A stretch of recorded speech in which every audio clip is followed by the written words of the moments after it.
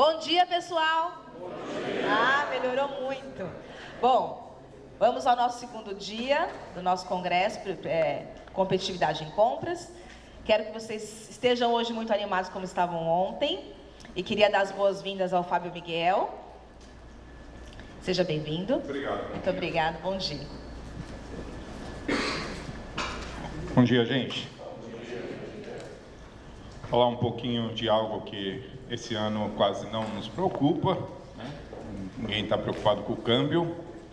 E ontem alguém me falava, não, já sei, né, na minha área financeira, já sei que o câmbio em dezembro vai estar 4,40. Falei, então venda teu apartamento, coloca no mercado financeiro, compre ele em dezembro e compra o apartamento e ainda ganha 30%, né? Porque você tem essa certeza, né?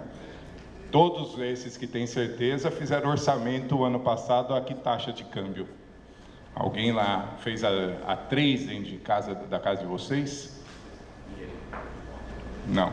Eu dentro da minha casa fiz a 2,50, quer dizer, era a mesma área financeira que fez o orçamento a 2,50 em setembro do ano passado, fala que vai ser 4,40. Então ninguém sabe quanto vai ser o câmbio em dezembro. Se soubesse, venderia tudo que tem para ganhar 30% até dezembro. Estamos sofrendo bem esse ano, né, gente? Então, vamos falar um pouquinho dessas coisas. Será que a gente está tão mal assim? Será que a gente nunca viveu esses momentos de dólar a 3,80 nesse país e juros a 14? Quer dizer, não... É um momento difícil, mas não é o fim do mundo. Já tivemos inflação muito pior, já tivemos câmbio pior, já tivemos momentos que nós e compras encontramos essa situação e passamos por ela. A questão é não se desesperar, não olhar o câmbio de ontem a 3,81 e negociar com o fornecedor, né? Não, peraí, qual a média do ano? A média do ano é 3,06, não é 3,81. Quando você comprou seu estoque, o que você está ganhando de novos projetos? Então, um pouquinho que a gente vai discutir então aqui. Me apresento, para quem não me conhece, meu nome é Fábio Miguel, sou diretor de compras do Grupo Boticário. Já fui diretor do Grupo L'Oréal, aqui no Rio, em São Paulo. Já trabalhei 15 anos na Peugeot Citroën. E o ano passado lancei um livro, junto com alguns amigos de compras, pela editora Saraiva, que chama Compras Estratégicas. É bem interessante para quem gosta de ler sobre o tema. O que a gente vai falar hoje? Um pouquinho sobre o cenário econômico, o que ele vem nos impactando e o que a gente tem sofrido, né? Custo e estoque hoje é o grande tema do ano. Então, falando rapidinho de Grupo Boticário, a gente foi criado em 1977, começamos ali numa pequena farmácia de manipulação no centro de Curitiba. Em 82, inauguramos nossa fábrica, que hoje a gente tem lá em Curitiba, em São José dos Pinhais, na verdade. Em 1990, quando ninguém quase nesse país falava de sustentabilidade, a gente já tinha, sim, uma fundação preocupada com sustentabilidade. Essa fundação hoje, inclusive esse mês, faz 25 anos. Então, é um orgulho para a gente, há 25 anos, está falando sobre sustentabilidade. A gente tem 3 pilares muito fortes nisso, que é nós e compras com matéria-prima, fornecedores e todo o apoio de uma fundação que nos apoia a fazer políticas junto aos nossos fornecedores, economia de energia, de transporte, etc. Um segundo pilar que é das nossas lojas. Vocês podem colocar um frasco, né, de um shampoo, colocar dentro da nossa loja, que a gente recupera isso e coloca para reciclagem. E dentro das nossas próprias organizações, a gente economiza e usa 23%, por exemplo, da água de chuva para regar nos banheiros ou regar jardim, etc, etc. Então, são 3 pilares muito fortes e que a gente atua não hoje, não ontem, mas há 25 anos já na área de sustentabilidade. Em 2004 lançamos o Malbec, que é o nosso principal produto, né? O best-seller no mercado brasileiro, em termos de perfumaria, e é o 8º perfume mais vendido no mundo.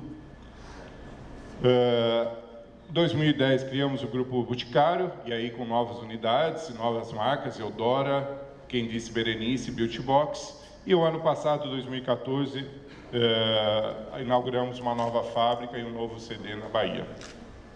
Então, já é um grupo que está no Paraná, mas está em São Paulo, com as novas marcas, com centro de distribuição, e está na Bahia.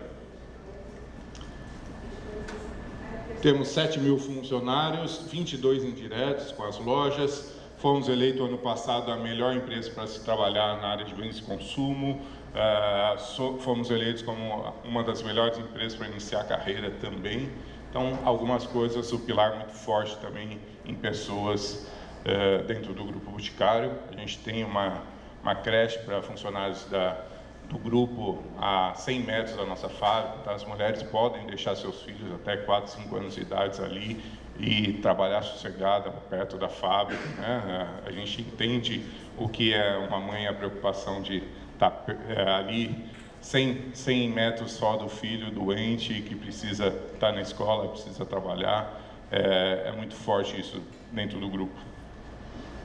Então, fechando, temos 4 marcas: Eudora, Berenice, Beauty Box e o Boticário, que é mais conhecido. Somos multi-business, né? Trabalhamos em door-to-door, lojas e e-commerce. E temos uma Fundação Grupo Boticário, com 25 anos. Forte com os fornecedores, temos um guia de sustentabilidade com nossos fornecedores. E aí entro já no nosso tema. Então, qual a verdadeira situação? Repito, o Brasil estragou tudo ou decolamos, né? A mesma capa do The Economist, e eu sempre uso essas capas. Então, a inflação de 2014 bateu 6,4, dentro da meta, mas serviços sempre foi já um pouco acima, há vários anos. Alimentos acima, balança comercial negativa, o varejo caindo 1,7. Então, o cenário 2014 fechou com o dólar subindo, inflação, novos impostos, o juros subindo, o PIB foi 0 ano passado. E aí a gente inicia 2015 num cenário onde o dólar se valoriza no mundo, frente ao euro, frente a moedas como a Rússia, a Colômbia, tanto nos vizinhos como outros países.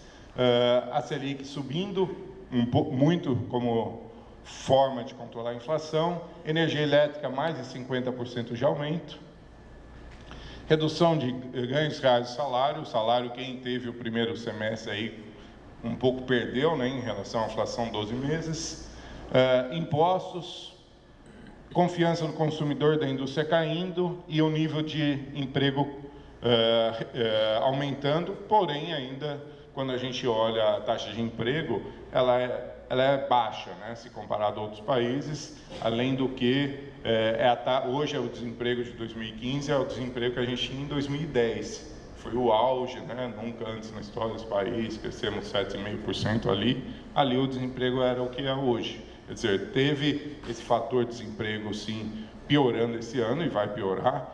E quem comprou mão de obra nos últimos anos sabe o quanto sofreu. O custo da mão de obra foi o driver de custo mais duro nos últimos anos, né? É difícil recuperar 8%, 9% todo ano de produtividade. Então, esse ano está tendo um ajuste na mão de obra. É um ano difícil, uma taxa de câmbio aí a 3,45, 3,50, agora já bateu 3,80, o varejo subindo, a China em crise.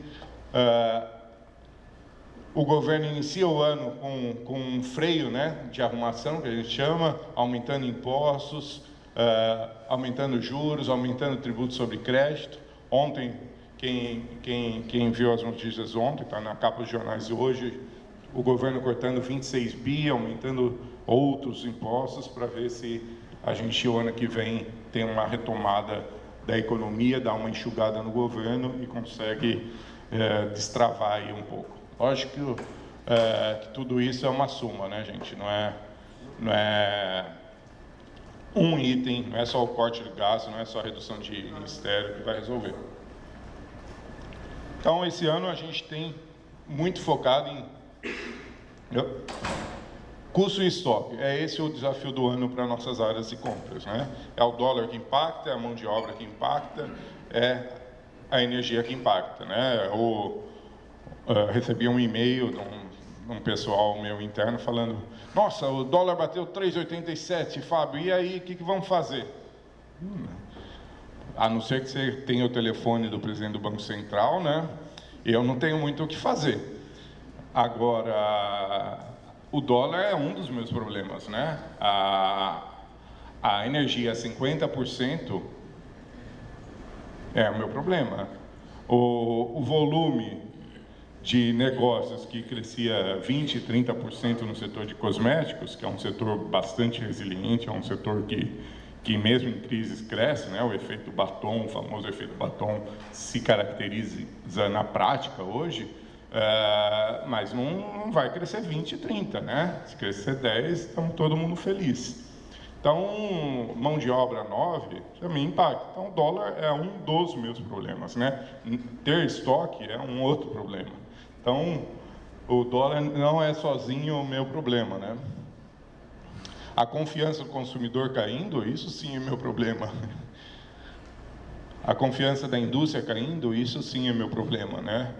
Por outro lado, a gente tem oportunidades, né? Eu falo com muitos fornecedores estrangeiros que falam: Fábio, mas e aí, você conhece alguma empresa, né, que a gente possa fazer negócio? Eu estive em Hong Kong, na China, onde a gente tem um escritório lá, e tem gente interessada no Brasil. A $1 de 3,80, tem muita gente querendo vir para cá, viu?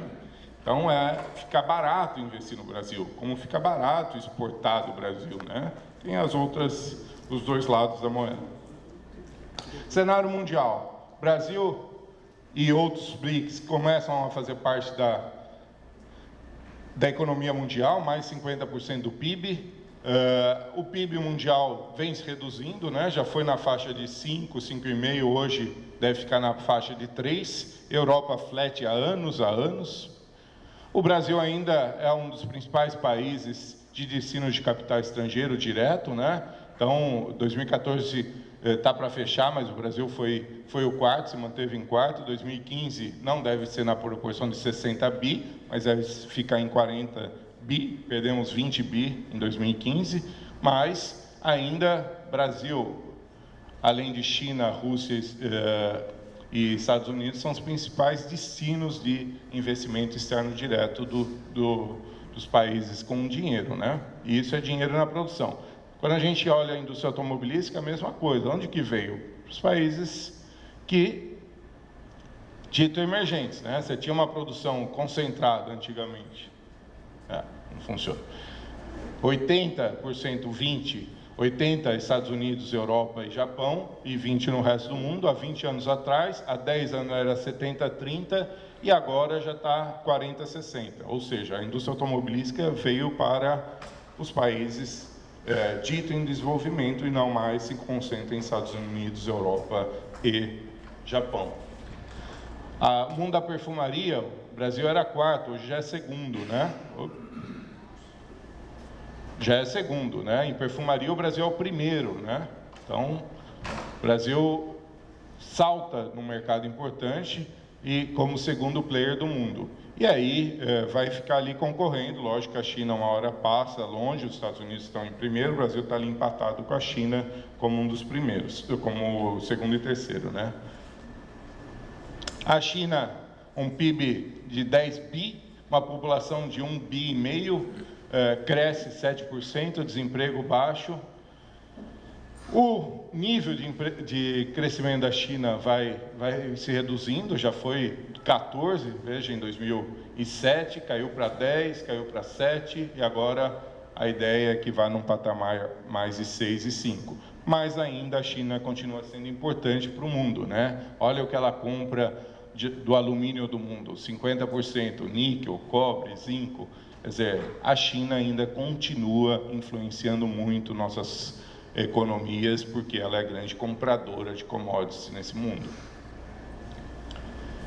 Ela é a nossa principal parceira comercial, já passou dos Estados Unidos e Argentina há muito tempo, então a China, com o Brasil, continua sendo a grande parceira comercial. Já geramos déficit com a China, sim, principalmente com o dólar bastante valorizado. Agora, com o dólar mais na casa de 2 ou 3, a gente tem superávit comercial com a China. Esse é uma das boas notícias que nos resta. Quando a gente olha os crescimentos do mundo, desde 2007 a 2014, a China, sim, China, Indonésia e Índia cresceram 109, 59, 57% em 7 anos. Depois você tem um segundo bloco, de Coreia do Sul, Brasil e Rússia. E aí um terceiro bloco que há 7 anos estão flat. Estados Unidos, Alemanha, Japão e zona do euro. Crescer 10% em 7 anos é 1% ao ano. Então, o Brasil não está lá no primeiro bloco, mas também não está aqui, está no meio, né? O cenário internacional, então, hoje é caracterizado pela volta do gigante. A gente espera que os Estados Unidos retome mesmo, deve crescer 3% ao ano, e isso ajuda a gente, né? Porque com dólar nesse nível eles começam a demandar nossos produtos. A China desacelera, mas mantém um crescimento aí de 6, 7%. Preço de commodity em queda, isso nos ajuda a sofrer um pouquinho, né? Porque a gente deixa de vender para lá, mas... e o outro é a Europa, que para mim ainda continua flash. Alguns países, como a Alemanha, se destacam, a Inglaterra começa a dar um sinal, mas no geral a Europa tem sido bastante flat desde a crise de 2008, eles não saem disso, né? Ainda agora com outras crises juntas, né? Desde atentados a agora refugiados, eles começam a enfrentar outros problemas. Vamos falar de Brasil um pouquinho. Se estiver correndo, vocês me cortam. Mas o Brasil é um gigante. Quando você olha a América do Sul, o Brasil é maior que 7, 8 países juntos, né? 200 milhões de pessoas contra 200 milhões se eu somar Argentina, Bolívia, Chile, etc. E em termos de PIB, 2,4 bi, se eu somar todos os outros, eu chego a 1,8. Isso aí para dizer, gente, que não é simples nossas soluções, né? A gente precisa, tanto em quantidade de pessoas, em volume de pessoas, 200 milhões, como em PIB, a gente tem que somar vários países da América Latina para dar ao Brasil. Então, uma solução simples não existe no nosso caso. A gente tem questões regionais, a gente tem uma população densa e recuperar um crescimento do Brasil é levantar um gigante, né? Às vezes é mais fácil, ontem eu via o Paraguai está crescendo 4%, alguém fala,